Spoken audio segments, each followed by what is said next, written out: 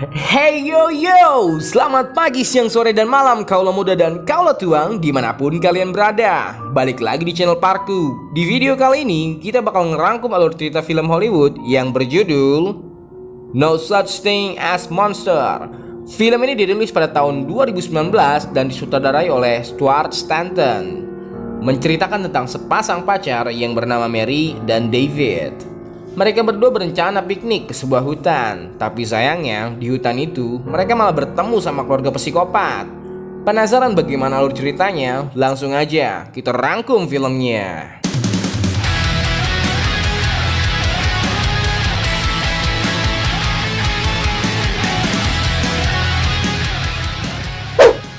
Film dibuka dengan seorang bapak-bapak yang lagi duduk di meja makan. Entah dari mana datangnya, tiba-tiba ada seseorang wanita menodongkan senjata ke bapak itu.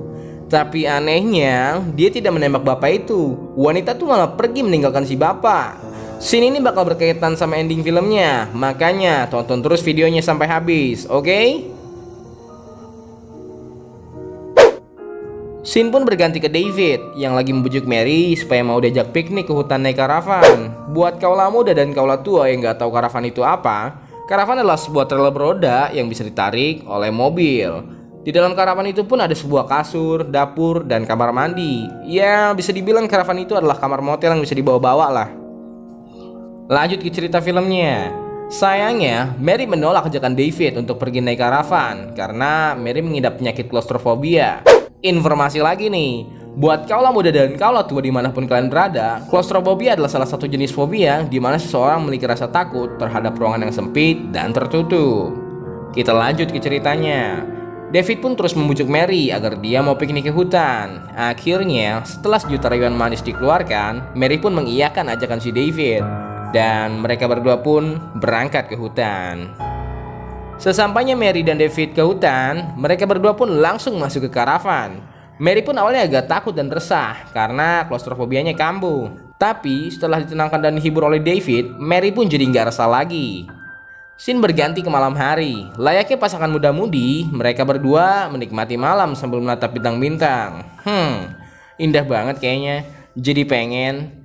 Lanjut ke cerita filmnya. Keesokan paginya, lagi enak-enaknya tidur, Mary pun terbangun. Sialnya, klaustrofobianya Mary kambuh. Dia pun langsung berlari keluar dan menenangkan dirinya. Setelah sedikit tenang, Mary pun mendengar ada suara mobil. Dia pun menoleh dan melihat ada mobil yang parkir di area campingnya. Mary pun cemas dan langsung bergegas masuk ke dalam van. Setelah masuk, Mary langsung mengintip ke jendela. Dia pun melihat ada 4 orang yang turun dari mobil. Mary pun langsung membangun David yang lagi enak-enaknya tidur. David pun langsung bergegas keluar dari van. Pas membuka pintu, ternyata di depan pintunya sudah ada Nelly dan Becca. Nelly pun meminta izin untuk mendirikan tenda di tempat Mary dan David. Nelly juga meminta agar Mary dan David untuk bergabung bersama mereka. David pun mengizinkan mereka untuk mendirikan tenda di tempatnya. Scene pun berpindah ke Mary yang lagi mengintip keluarga psikopat itu dari dalam van. David pun meminta Mary untuk tenang dan ikut sama David keluar sambil memotret pemandangan. Mary pun tidak setuju, dia memilih untuk tetap tinggal di dalam van saja. David pun keluar dan memotret keindahan di sekitar hutan, sementara Mary hanya rebahan sambil main HP. Lagi enak-enaknya main HP, tiba-tiba pintu pun ada yang mengetuk. Mary pun langsung bergegas membuka pintu. Ternyata itu Nelly. Nelly meminta tolong kepada Mary agar Mary mau menyapa Amy. Sedikit informasi, Amy adalah adik bungsu dari Nelly dan Becca. Amy pun mempunyai kelainan pada kulitnya. Kelainan itu membuat Amy malu dan menutup wajahnya memakai topeng. Scene berpindah ke David yang lagi memotret sekitar hutan.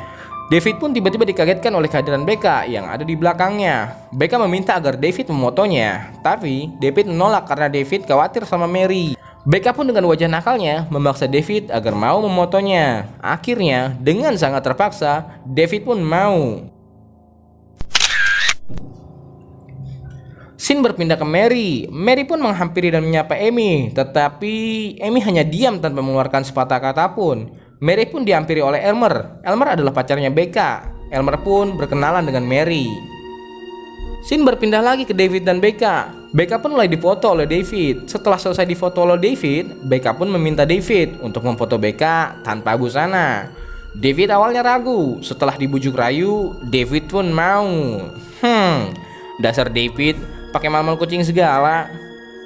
Mary pun sedang santai sambil dipijit oleh Amy. Amy pun salah fokus ke tangannya Mary. For your information, Mary adalah disabilitas. Tangan kiri Mary pun memakai bantuan tangan palsu. Lanjut ke ceritanya lagi guys. Malam harinya, mereka semua pun berkumpul di depan api unggun sambil meminum cap orang tua. Nelly dan Mary pun saling bertukar cerita sampai larut malam. Keesokan paginya, Mary terbangun tanpa ada David di sebelahnya. Mary pun langsung mencari David. Dia pun tidak menemukan David dan mulai khawatir. Amy langsung berbicara ke Mary bahwa David telah pergi. Mary yang ketakutan langsung lari masuk ke dalam van. Tiba-tiba pintu van pun tertutup dan dikunci dari luar. Karena Mary panik, fobianya pun kambuh hingga membuat Mary pingsan. Mary pun tersadar dengan tubuh yang sudah terikat oleh rantai. Gak cuma sampai situ aja, Mary pun kaget karena sudah ada Nelly, Elmer, Amy, dan Becca yang memegang senjata. Nelly pun mengancam Mary untuk jangan coba-coba kabur kalau dia masih ingin hidup. Setelah keluarga psikopat itu pergi, Mary pun berusaha melepaskan rantai yang mengikat di tubuhnya. Sayangnya, itu sia-sia. Mary pun tidak putus asa. Dia berusaha kabur melalui ventilasi van di atas. Setelah melihat ke ventilasi van, Mary pun terkaget lantaran dia sudah ada di depan rumah keluarga psikopat itu. Mary pun putus asa. Tiba-tiba, Amy pun datang membawakan Mary makanan. Mary pun menanyakan bagaimana keadaan David ke Amy. Amy pun mengangguk. Lalu Mary pun memohon agar Amy melepaskan Mary dan David. Karena Mary tahu bahwa Amy adalah orang baik, tidak seperti keluarganya. Amy pun tidak menjawab dan langsung pergi meninggalkan Mary. Seketika itu pun fobia Mary kambuh lagi. Becca pun tiba-tiba datang dan melepaskan rantai Mary. Becca menyuruh Mary untuk ke kamar mandi. Setelah dari kamar mandi, Mary pun mendengar ada suara David.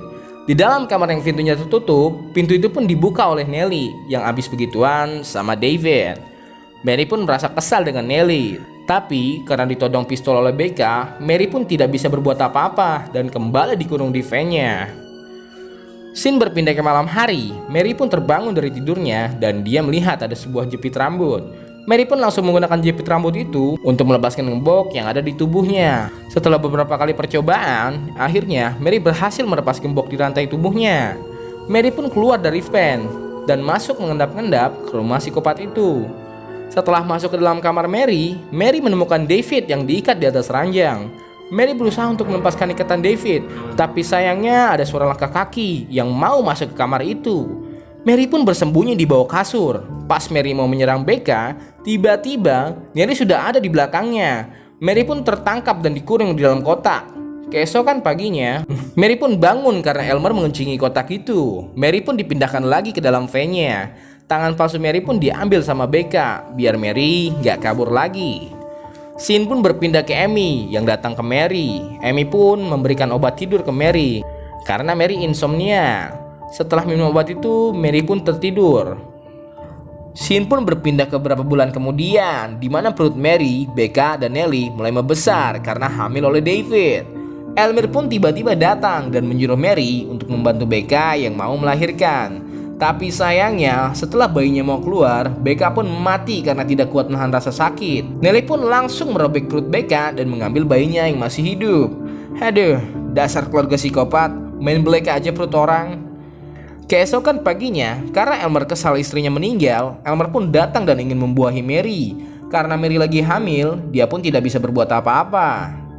Scene berpindah ke Amy yang melihat Mary sedang terbujur lemas karena dibuahi oleh Elmer. Amy pun kesal dan langsung menghampiri Elmer.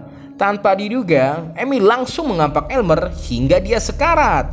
Tiba-tiba, ibu Amy dan Nelly pun datang dan langsung membunuh Elmer dengan tembakan. Setelah itu, ibu Amy menyuruh Amy untuk memandikan dan mendandani Mary karena Mary sudah hamil besar.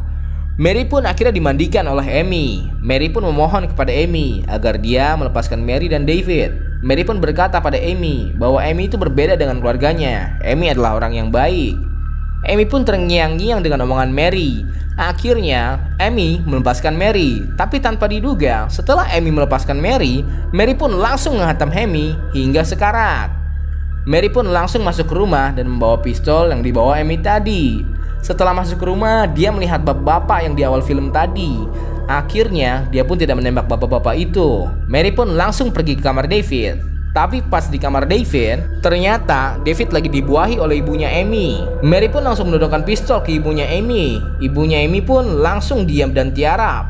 Mary langsung membuka ikatan David. Tapi ketika Mary lagi membuka ikatan David, ibunya Amy pun langsung kabur.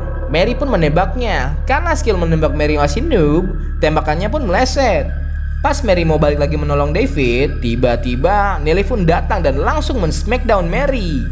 Pertarungan sengit pun terjadi. Di tengah pertarungan itu, Mary pun kalah karena Nelly lebih kuat darinya. Pas Nelly mau membunuh Mary, tanpa diduga, David pun langsung menembak Nelly dan Nelly pun terkapar. Mary langsung bergegas membawa David ke mobil. Mary pun lupa bahwa di dalam van ada cincin tunangannya. Mary pun ke van dan mengambil cincin itu. Tanpa diduga, ketika Mary balik badan, tiba-tiba ada Nelly yang masih hidup. Mereka berdua pun bertarung lagi, tapi kali ini Mary yang menang. Mary pun langsung balik lagi ke mobil. Mary meminta David untuk melamarnya.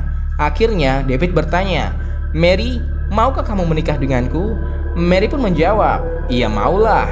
Scene berpindah ke si Nelly yang ternyata masih hidup. Tapi sayangnya ternyata kepala Nelly diikat oleh rantai yang mengikat Mary sebelumnya. Pas Mary tancap gas, Nelly pun harus mati karena kehilangan kepalanya. Di tengah perjalanan, Mary pun terasa mulas dan ingin melahirkan. David pun menyuruh Mary untuk menghentikan mobilnya. Di tengah-tengah persalinan, tiba-tiba Amy bangun dan menghampiri David dan Mary. David pun kesal karena melihat Amy dan langsung berkata, "Pergi kau monster." Dengan rasa sakit di dadanya, Amy pun pergi berlari ke rumahnya. Setelah sampai rumah, Amy pun langsung menghampiri anak yang waktu itu dilahirkan Becca. Dan film pun habis. Nah, bagaimana kaulah muda dan kaulah tua filmnya? Bagus atau enggak? Kalau menurut saya sih film ini lumayan sadis, tapi nggak sampai bikin saya muntah sih. Alangkah baiknya kaulah muda dan kaulah tua langsung tonton aja filmnya. Segitu aja rangkum alur cerita film dari Parku kali ini. Buat kalian yang punya rekomendasi film bagus, langsung aja komen di bawah ya. Jangan lupa like sama subscribe-nya. Saya pamit undur diri dulu. Salam Parku.